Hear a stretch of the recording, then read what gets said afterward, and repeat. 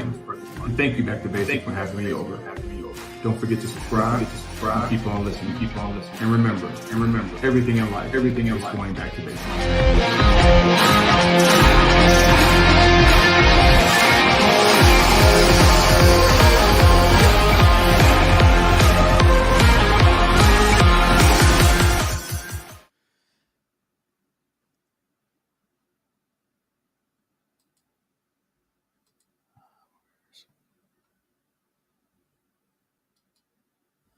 How's it going? My name is Girish Pally, for host for Back to Basics. Thank you for joining live. We are live, aren't we? We are going to be chit-chatting with a person that I've listened to many times on different shows and interviews for sure. And then we have chatted actually on different platforms. So today we're going to be talking about music and music entrepreneurship, how tough it is to get into that industry. Well, if you think about it, in any industry, it's kind of tough to get in. But I think music is one thing that it's kind of tough for me. Definitely, I don't have any music tones, but I love listening to music. Now, this is one person that we're going to go and talk to, and we're going to find out that how music changed over the years and how music changed for his life. His name is Ryan, and he's a great person, honestly speaking. Be nice to him when he comes online. How about that? And if you have any questions, please do ask him and ask me if you have any questions going on. And we are live on every platform possible. We're on Twitch, Facebook, Twitter, LinkedIn, YouTube. If there's anyone anywhere that I have missed, please do let me know, and I will get there online too. But Ryan, how are you? And thanks for coming to Back to Basics. Very good. Thanks for having me. Yeah, absolutely. Thank you again. So Ryan, before we start all the music business and the entrepreneurship of your life and how kind of changed your life here, what does Back to Basic mean to you? I think that it's important for the fundamentals, even as we're bombarded with information on new tech and Web3 and all this amazing, wonderful innovations, to remember that at its core is human to human interaction. Mm. And all we're doing is we're taking that and we're dressing it up in all of this new tech and all this new stuff, but to really remember that that's kind of what all these platforms are based on: relationships. Yeah. Thank you so much, Ryan, for coming on the show, and definitely I'm so honored for you to be here. There's one thing, obviously, music definitely touches my heart in every music possible. When someone asks me that, what type of music do you like? Honestly, I don't have an answer because I listen to everything. Right? Is that same for you? Is that your answer the same way? Yeah, there's only two kinds of music: good music and bad music, and Right. that depends on the listener, and it really you can't. I try my best. I've definitely I definitely have been unkind in some ways in the past, but I try my best these days going forward to remember that if it touches somebody emotionally, then it's valid, and who am I to judge anyone based on what inspires them, whether that's musically or otherwise. Hmm. Yeah. Thank you again, Ryan, for explaining that. And I think everyone's thought process is different. I mean, if you think about it, if you're drumming a bucket, for you might be not music, and horrible music for other people might be different, right? So I think it's kind of uh, different tones. What do you what do you think of that? Well, that's a different thing, because I believe in my heart of hearts that it's not the instrument, it's the musician. Exactly. And that guy playing on a bucket could play circles around some guy playing on a $10,000 drum kit, and I've seen it before. Mhm. And I would much rather watch the guy on the bucket who is a monster player and who loves what he's doing than the guy who has $10,000, $20,000 worth of equipment that he doesn't know how to use, which I've seen. So it really comes down to the heart of the player. Yeah. Thank you again, Ryan. You know, before we start about your journey, what is let me ask you this: what does music mean to you? Uh, it's art at its core is the manipulation of emotion. Mm, Period. mm, That's and I extrapolate that to really anybody making anything out there. At the end of the day, if you're a creator, you're manipulating emotion. If you're doing it for money, you're manipulating emotion for profit. And there's people that are very good at that. mm, But uh, you know, if you're able to connect emotionally with somebody, it's that old saying, I may not know art, but I know what I like. mm, I could write the most complicated thing I could with all the bells and whistles and expensive chords and all this stuff. And I can play it for somebody. And if I have to explain myself and my art to that person in order for them to connect, then I've already lost. mm, So for me, it's really at the core, it's about relating on emotions. Yeah, Ryan, thank you again. And when it comes to music, what year do you think is the best music? The 60s, 70s, 80s, 90s, 2000s? Which year do you think was the best?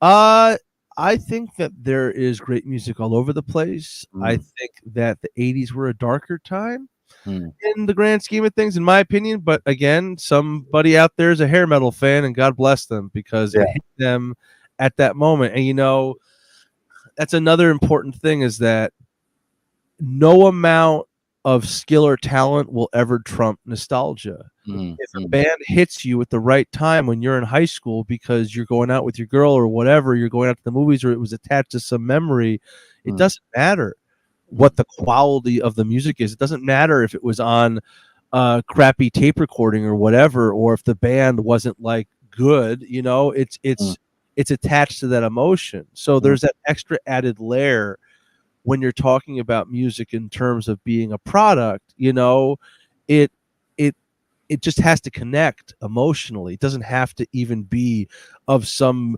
magical standard of quality. And it does when you're talking about like getting certain things in the business, but in general, it's I connect with music from the 20s. I connect with music from the 60s. I can connect with music from the 70s, and it's when you pigeonhole when you try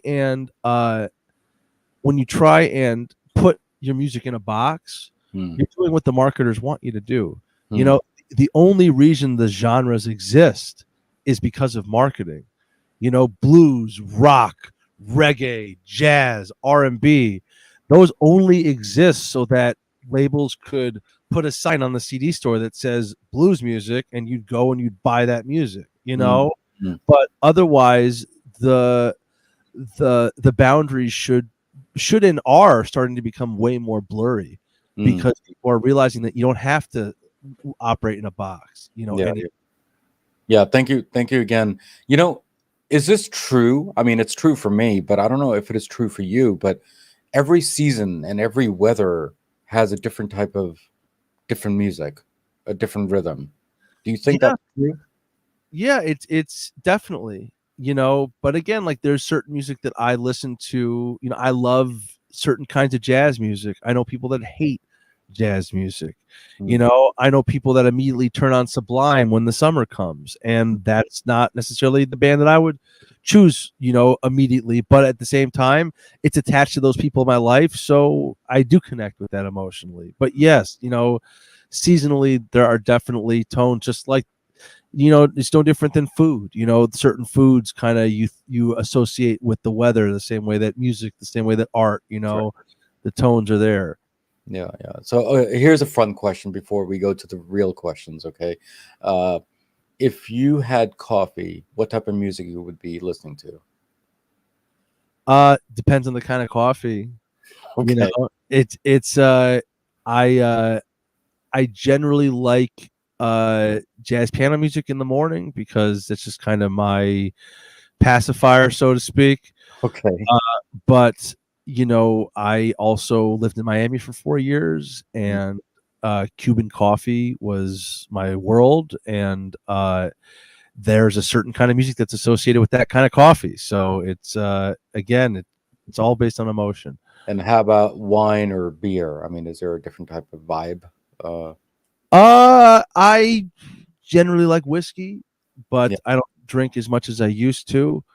Uh, I used to have a bottle of Jack I used to keep on my keyboard during shows. But that was at the time, that was just as much a branding thing as it was drinking. a drinking thing. And even though I didn't say it in those terms back then, I just had it on my thing all the time because that's what I did. Yeah, But like that was something that I did, that was a shtick. I love shtick. I never called it anything but shtick. I didn't realize it was marketing until years later, but that's kind of something that I've always incorporated in what I've done. yeah. Sometimes you think of whiskey or cognac, right? You think of cigars, and I was thinking that from same aspect, what type of music that you listen to. A lot of people, they listen to blues during the jazz, those type of music during having a cognac type moment. Yeah, and I'll tell you too, the kind of music I listen to isn't necessarily the kind of stuff I play either. Hmm. I'm doing a lot of funk music and rock music and all over the place. I'm a working musician, so Yep. I'm a session piano player. I play everything. Hmm. If there's enough money on the table and you tell me there's a hair metal band that needs a piano player for the night, like, why not? Yeah, And that's kind of it's no different than a carpenter who builds a chair versus builds a table versus builds a dresser. If you're a carpenter, you know the basics of carpentry, you can make it work. If you're a musician, and you know the basics of music, you can move in between genres if you have the education. yeah. Thank you again, Ryan, for that. Now, before I know that we're going to be playing a little music here and there, but before we do that, let me ask you this. Nowadays, the way the music is doing is, well, there are two parts to this, right? One part is that they're more getting into the techno type of instead of the real type music that I grew up with, that you grew up with. So do you think that is just a phase, or do you think that's a new thing, or is it a something to say? I think that genres are always changing. There's always going to be fads. I think with the advent of social media, it has supercharged what used to be, the average arc of a career. And, don't quote me on this, but generally speaking, the figure I heard years ago was you have about 5 years from when you enter the zeitgeist to when you exit. And there are bands out there that have pulled off, decades long careers, but generally speaking, you've got about 5 years to do your thing before you leave the zeitgeist. And you might still have a career after that, but it'll never be as red hot as it was during that period. And now, it's probably even less than that, 2 or 3 years with the advent of social media and the way that trends are moving so quickly. But one of the things that's happening is because marketing has become way more accessible to the average creator, and because distribution has become way more accessible to the average creator, and because production costs have gone down significantly in the last 20-30 years. I mean, you used to have to go to a major studio in order to make your stuff, and now if you know what you're doing and you surround yourself with people that know what you're doing, you can get your stuff made independently very, very cheaply in comparison. Which means that, there are musicians out there that are wildly successful, that are making plenty of money, that have plenty of fans that you've never heard of, because they're not getting to your ears through the traditional methods. They're going after their people and their audiences. So I think that and honestly, it's splintering more and more every day, and there's a lot less people making a ton of money and a lot more people that are making a living, because it's out there. And so, I don't really even necessarily pay attention to trends in that same way. And there are musicians that are session guys and engineers whose job it is to understand trends and to nail those trends. And the guys that are very good at that make a whole lot of money because they're able to be a chameleon and adapt quickly, and are just, the lifeblood of the industry. As artists come and go, those guys work forever, but there's also way more opportunity for niche artists out there that are doing something outside of what is deemed cool at the moment, can still find their audience and still make a living and still get the music out there and aren't tied in the same way to the trends that they used to be. You know, it matters less now what the zeitgeist says, because all these communities are popping up and they have their own zeitgeist, you know, then their own players and their own communities. And you're seeing it now too with you know, Netflix lost a lot of revenue recently.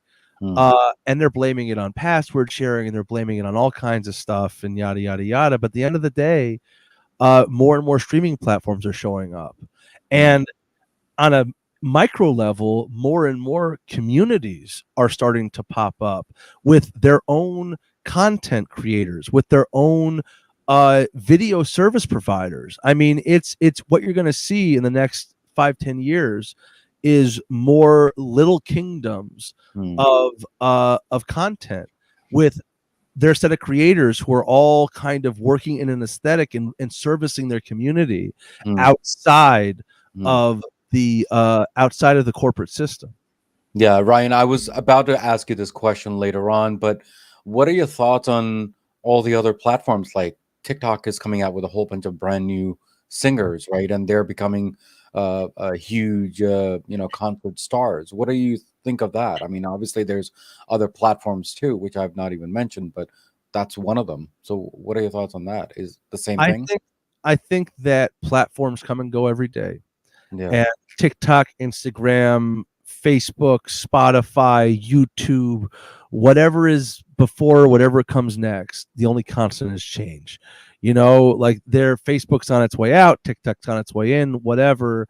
I think that I'm not in a position to be on TikTok for 50 hours a day, nor do I want to be, you know, and even if I did, there's no way I could compete with some 18-year-old who is living and breathing that platform. So I need to either figure out how I can use it as a tool, as part of my tool chest. And I know, you know, performers. I have one friend in particular who is a harmonica player, who's not a tech guy, who got on TikTok and started doing duet videos with pop artists and blew up, you know, because of it. Yeah. But at the end of the day, it's really important to focus on the brand. You know, having creators focus on their brand, making sure their brand is strong, making sure that their community exists outside of the platforms. That's like, in the simplest terms, having an email list or a website, a place, a home for your community to live that isn't bound by the rules of those platforms, because those platforms don't care about you. They want your money. They want to keep you on the platform. That's their whole game. That's their whole business. And and no matter what, and if your interests align with that platform, you know, great. And you can make it work for you. But, you know, terms of service change all the time. You know, Facebook, when the pandemic was happening, decided, I think it was 2020 or maybe 2021, they changed their terms of service for streaming, for live streaming. And everyone lost their minds because it was disrupting all of this work that had been done, that like survives on this platform. And if the focus is on the brand and not necessarily the platform, yes, you're going to lose people, you know, moving from one to the other, but those people that stay with you are going to be your hardcore fan base and your customer base. Yeah. But Ryan, thank you again. And before I go to my next question, I think Jason just mentioned his his hip hop is I think hip hop is great for him, and I think they just go mainstream, and I think that's one of the best businesses according to him. But what are your thoughts on that part? I mean, hip hop is huge right now. There's a lot of money to be made. There's also an insane amount of competition in that world. Yeah. You know, and it's, if you're a hip hop producer, you know, you're pumping out, and then if you're a beat maker, you're pumping out an insane amount of work, and you're hustling really hard. It's really, really tough. You know, even though, yes, there are the most people making the most money in that part of the business. That doesn't mean that everybody has to move towards that in order to make money. And I think that's a general fallacy in the creative world in general. You know, and you look at like the platforms, and we look to the platforms, we look at the people that are most successful on those platforms. The people that are most successful are the influencers, and some of them have millions and millions and millions of views. And creators look to them and say, crap, like I need to get my game together. These guys are killing it, yada, yada, yada. But their whole job is to echo the echo chamber. They are promoting other people's work. They're promoting themselves, and frankly, they're tied to the platform in a different way because they're influencers through a certain platform, like TikTok influencers or whatever. If you're a creator, you know that marketing is the tip of the spear. That hype is the tip of the spear. If you're an influencer, your whole life is hype. You exist in a constant hype state where I need to post every day and all this, because if you don't, you're irrelevant. You're echoing the echo chamber. What are you actually saying? But if you're a creator, if you're making something and people connect with that, you don't have to have that same kind of frenetic energy around what you're doing. You can pull people in, and like they might like me so much they'll listen to my album, and then they'll wait 6 months to a year, and yeah, I might lose some people along the way because I'm not constantly dripping them stuff, but like the people that I create a stronger connection with are going to be with me when I release my new material. And like, I'm not posting every day. I'm posting like every other day, you know, every 2 days. I'm not obsessing about the time I'm posting. And like with the hip hop stuff, again, it's the market is oversaturated right now with people in that business. And the ones who are making really cool stuff, it's the ones who are unique that like you in general, if I'm sorry to jump all over the place. No, you're totally fine. You're totally fine. Go. As creators, if we only ever answered the needs of the market, art would suffer. And the guy who runs Netflix has been quoted as saying, I don't care if it's good. I just care if people watch, which I fundamentally feel is morally corrupt in my heart of hearts. I know it's how you make your money. I know it's how a lot of people make a lot of money, but I disagree with that statement. You know, it is the creators who are making new stuff who start off, people are like, what the hell is that? Like, then it gains traction and then new incredible things come up. So if you're only focused on what the market wants as a creator, nothing new or innovative ever gets made.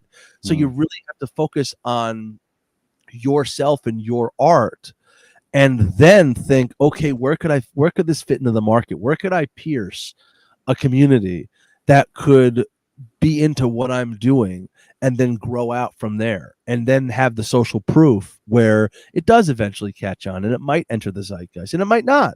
And you might have your community, and you might never get that level of success. But again, like every artist needs to make the choice for themselves about what they define as success, you know, and understand that like the major labels need you to pull in millions of dollars in order for them to be worth it.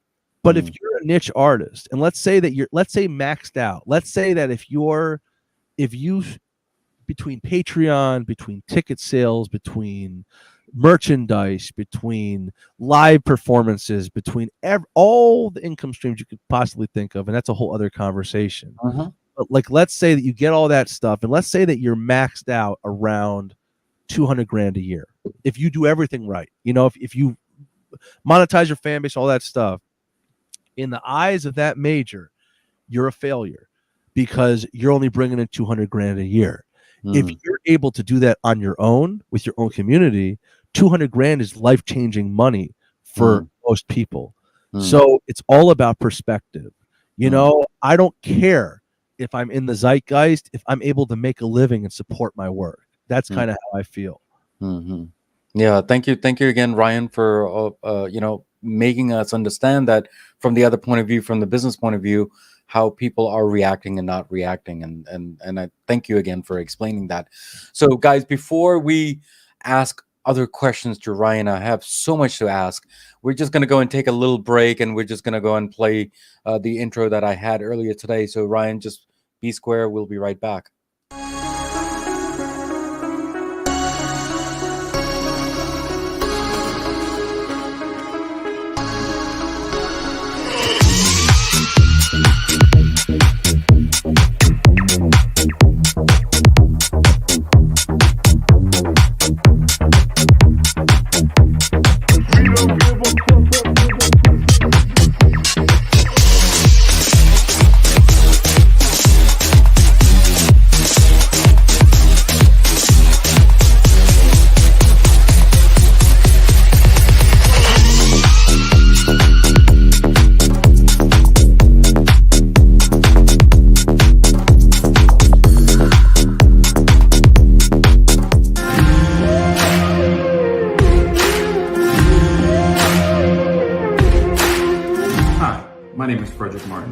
And thank you, Back to Basics, for having me over.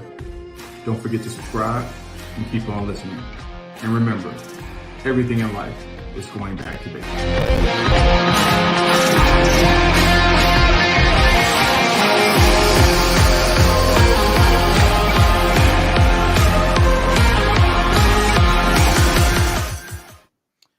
Hey, Ryan, thank you again for coming back onto Back to Basics.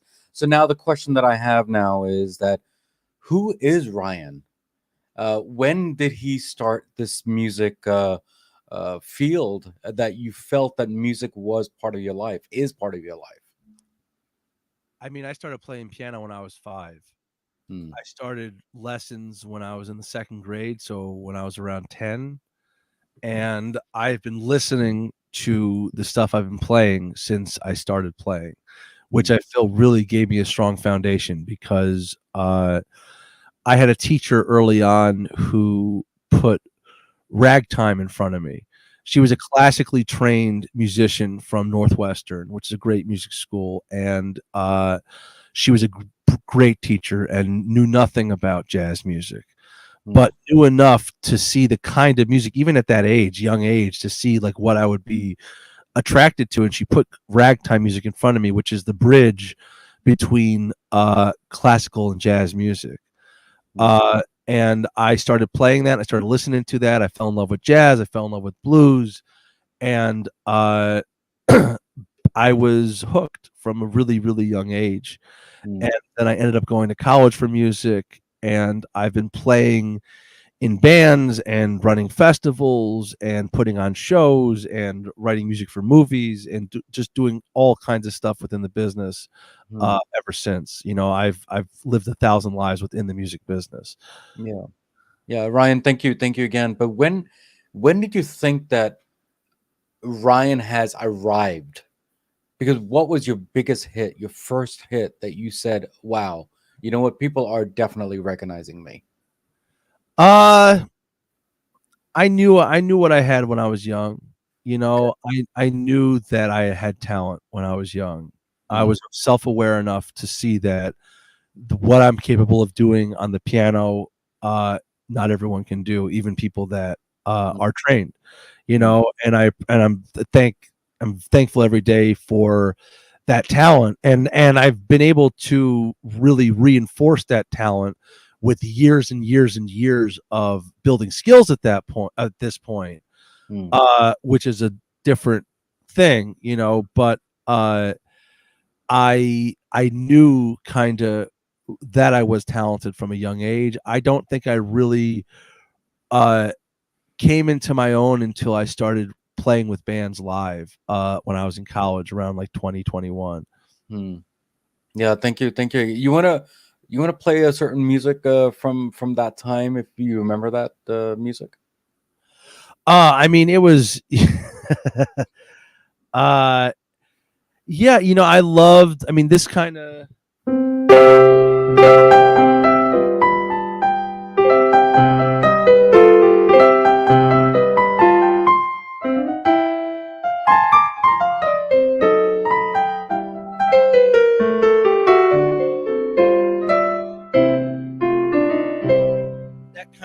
traditional tones, that kind of traditional jazz music. I mean, Dr. John was a huge inspiration for me.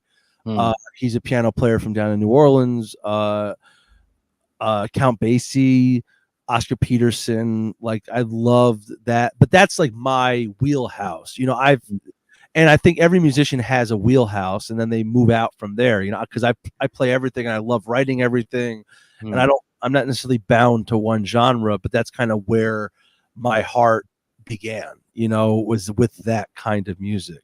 Yeah, Ryan, thank you again for all that. When did you start your band, and can you tell that story if you don't mind? That how did you bring people together into your own group there? I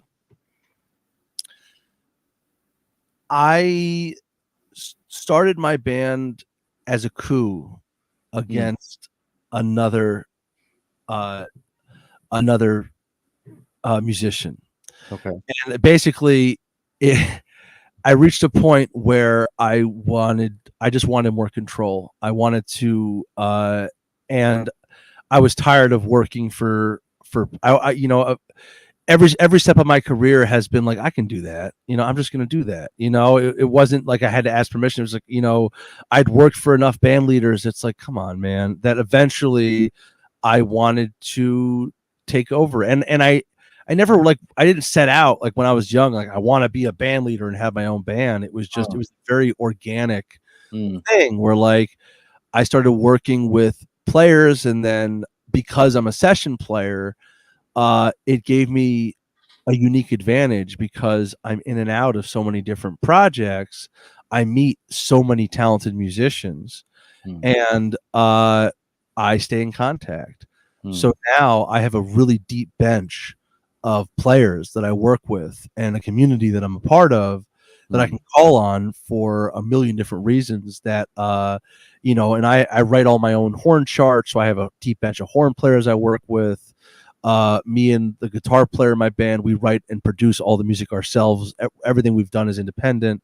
So we're just able to create and work and just make things work on our own. And it's always been really appealing to me to kind of do things on my own terms. I don't really like being told what to do. Yeah, but that's a good thing, isn't it? Because then I think you can be more creative than someone saying that I don't think this is the right way, or this is the wrong way, or the language is no good. I think you just want to do it the way you want it. Am I right? Yeah, I think it's important for younger musicians to take those gigs that are rough, to take those Hail Mary. Not that I want anyone to suffer, but like that suffering was important for me. Those years of playing in bands I didn't love and playing music I didn't really enjoy, and learning that all gigs aren't created equal. You know, that's not something that you are taught. It's something you really have to experience. That, like, you know, and I've been in situations where I've been playing a gig and I've been miserable on stage, and I'm like, why am I miserable right now? And there is this mentality in the arts that like you should be grateful to even be in the room, you know, thankful for the crumbs off the table, happy to be anytime you're playing, you know, take the gig for exposure, you know, this is what you love to do, isn't it? And it's like, it's still work, you know, it's still time, it's still mental energy. And I think that losing that mentality and then thinking, you know, what really brings me joy. It's not just, there's lots of musical opportunities out there that pay a lot of money that I have no desire to do, you know? And it's like, and people don't get that a lot of times with music. You know, one of the things that people tell me is, you know, oh, you should do the dueling pianos thing. Guys make tons of money doing the dueling pianos thing. And it's like, yeah, I don't want to do that because those guys, that's what they do. You know, they spend hundreds of hours learning covers and entertaining in that way, and knowing that business and knowing how to get a crowd going in that way, and playing the songs and interacting with the crowd. And yes, they're making tons of money, but that's not where I want to spend my energy. You know, and the guys who are good at that, God bless them. God bless them. You know? Right. And it's the same thing with any aspect of the music business. I feel that way, about anyone doing anything in the business, with the hip hop guys who are working in that really crowded field and hustling. I have nothing but the utmost respect for those guys who are doing that. But at the same time, it's not something that I want to do, because I want to focus my energy elsewhere. Yeah, thank you again. Ryan, you and I actually live in the same state, and we right before the recording we said that you're actually today you are 12 miles away, so we could be actually having lunch together. Yeah. Yeah, so thank you again for that, and I want everyone to know that we might not have lunch. This is just a statement that I just meant. But Ryan, thank you again for that. You created an album. How did that start? What is the process? I mean, the name came first for the album, or the creation of the songs came first, or how do you kind of design that? The songs came first. Again, everything was very organic. I had a few original songs that I'd written, and we were playing those songs as a band for 3 or 4 years before we decided to make a full-length record. And when we had a collection of songs we were happy with, we produced it ourselves, and we were able to pay for it through gigging, and enough good paying gigs covered the expense of the album. So I walked out of there without any debt, which is amazing for the production of that album. I spent $0 in energy on marketing, and it didn't go anywhere because of that. I didn't know any better at the time, but that I'm still very proud of that record. But I was able to get it done because of my connections, and not connections in the business, but connections to musicians and engineers and players. It wasn't that like, so I don't chase the position, I chase the person. So, I'm able to surround myself with incredibly talented people that I can leverage my skills against to get them to work on my stuff, and I work on their stuff, and everybody saves money and everyone makes it. And like just the other day, I did a gig on Monday for a charity event. It was a giant band, horns, like it was a 11-piece band, and there were like 10-15 guests. It was a lot of work, especially the guy who put on the thing, and nobody got paid. But you know what? It was giving value into the community, giving value into that, so that when it's time for me that I need, like, not that I don't look at things in a transactional way like that, but like, if you're constantly giving value into a community, into your community, then it will come back to you, and I like to focus on the community, not the person, because everyone benefits way more when it's community based as opposed to individualist, because then it does become way more transactional. Where like, I'm doing this for you, so you do this for me. It's like, no, I'm doing this for the community, in the hopes that the community will take care of me when I need it. And it has many, many times over the years. Yeah, thank you again. So I think if I'm right, I think you're in a giving mode versus what's in it for me mode. Am I right? Yeah, it's a service mentality, everything. How can I serve you? And even when I work with people, even when it's my stuff, when I approach someone, whether they're a horn player or an engineer or a marketing expert, what can I do to make your life easier to work with me? How can I speak to you in your language? How can I serve your interests? How can I save you time? And it's ultimately, it's the long game, because it's not short-sighted, because because that person's going to remember how they felt working with me long after they forget how much they actually got paid on that gig. Yeah. So that, to me, creating the experience, like taking care of my people, is huge. And I'm very loyal to my team and the people that I work with regularly. Yeah, Ryan, thank you again for answering that question, and thank you for you being you the way you are. Otherwise, you wouldn't be in Back to Basics and supporting me. And the way I've listened to your interviews on other platforms and other interviews, I think you're just an amazing person, honestly speaking. But Thank before you leave today, um, is there a way that you can play at least one song from the album, if that's okay? I can't. I don't have a mic hooked up to the Okay. piano, so it might just have to be instrumental. But I Okay. will play something new. Yes, sure. Sure. Thank you.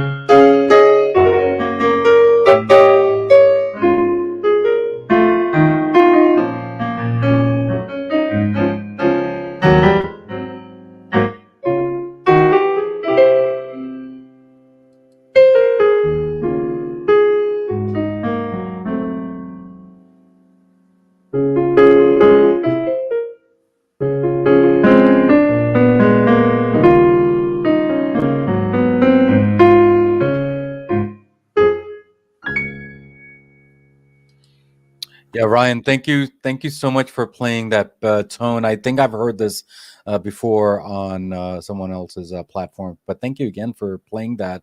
Very peaceful, honestly speaking. So thank you again for playing that. But Ryan, before you leave today, do you have any last words for any of my listeners and my viewers on my show? And how was your journey on Back to Basics too? On top of that, Uh, be good to each other. Keep focusing on your work. Don't get drowned out by the noise. Don't get distracted by the noise. And do what's true to yourself and focus on the fundamentals. Because even with all the crazy cool stuff that's coming out and the tech and all that other stuff, if you aren't sure of yourself and your brand isn't strong, then it's all for naught. yeah, Ryan, thank you again. And before you leave, I think someone actually has a question that do you have a channel or something that we can stream on? And if I'm not mistaken, you are on Spotify, if I'm not mistaken. Yeah, my band is the Shady Street Show Band. Awesome. And you can find all of my music and all of my information on www.RyanGregg with two G's music at .com. RyanGreggmusic.com. Yes, I hope the listener has got that information. But if not, you can always message me, and then I will get that information. Or you can just get in touch with Ryan directly on his Instagram also. Yep. Um, so it'll be great to get in touch with him. But Ryan, but thank you again for coming here. And how was your journey on Back to Basics too? On top of that. Great hang, man. Thank you for having me. Yeah, absolutely. We've been trying to get in touch each other on to get onto my platform, but finally you're here. So thank you again for the all the support that you're giving me even offline. And whenever you're in town in Asbury Park, I will hop in and hop out because obviously with the weathers, it is getting a little better now. Yeah, Yeah. Thank you again, Ryan, for coming on the show. of course. Have a great day. Take care. God bless. So, guys, we spoke with Ryan today and we talked about music. We talked about what his struggles were, what his not struggles is, what's his love, what does hip hop do, what does hip hop does not do. And we talked about many, many different things. Please listen to all the whole thing, the whole episode there.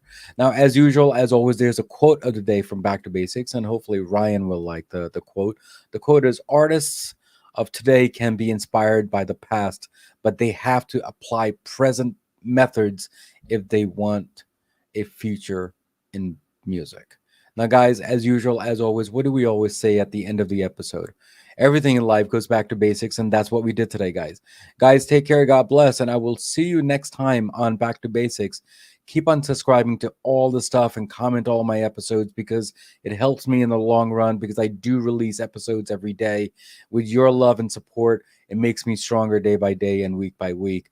And there are three things, including this episode, makes me satisfying is because of the content, the guest, and definitely the host. Guys, take care. God bless. And I will see you next time on Back to Basics. And guys, whoever's listening online, thank you again for all the support. I need all your support and your feedbacks from everyone.